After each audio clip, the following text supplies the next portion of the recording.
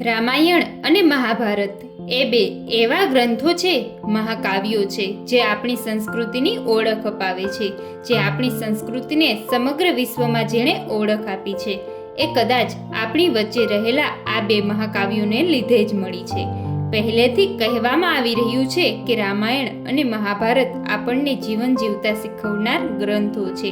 આ બંને ગ્રંથોને જ્યારે આપણે સાથે મૂકીએ છીએ ત્યારે એમાં આપણને બધી જ વસ્તુઓની સામ્યતાઓ દેખાય છે, ઘણી વિષમતાઓ પણ દેખાય છે. એક દ્વાપર યુગનું મહાકાવ્ય છે અને એક ત્રેતા યુગનું મહાકાવ્ય છે. એક એ સમયનું મહાકાવ્ય છે જ્યારે સમાજ બનતો હતો અને બીજું એ સમયનું મહાકાવ્ય છે જ્યારે સમાજ તૂટવા આવ્યો હતો. બંનેમાં ભગવાન વિષ્ણુના અવતારની કથા કહેવામાં આવી રહી છે. ભગવાન શ્રી રામ અને ભગવાન શ્રી કૃષ્ણ, એકને આપણે મર્યાદા પુરુષોત્તમ રામ કહીએ છીએ અને એકને આપણે લીલા પુરુષોત્તમ શ્રી કૃષ્ણ કહીએ છીએ, જે જીવનની ઓળખ અપાવે છે, જેને આપણે લીલા કહીએ છીએ. કારણ કે એમાં કોઈ નિયમ નથી, એમાં માત્ર ઈશ્વરની રમત છે. જે આવ્યું છે, જેવું આવ્યું છે એવું એને સ્વીકારીને આગળ વધાય છે.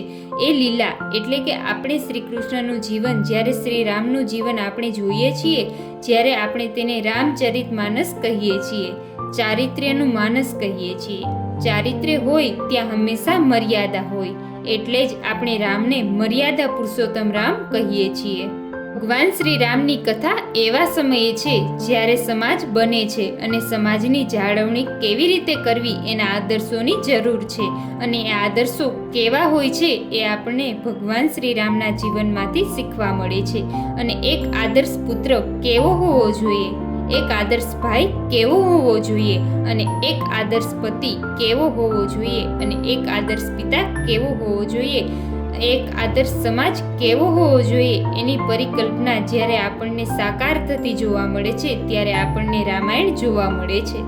મિત્રો, તમને રામાયણ અને મહાભારતના ગ્રંથમાંથી શું શીખવા અને જાણવા મળ્યું છે એ કમેન્ટમાં જણાવો. અને મિત્રો, આવા જ અવનવા ધાર્મિક અને શાસ્ત્ર સંબંધિત વિડીયોની જાણકારી માટે અમારી ચેનલને સબસ્ક્રાઇબ કરો. ધન્યવાદ.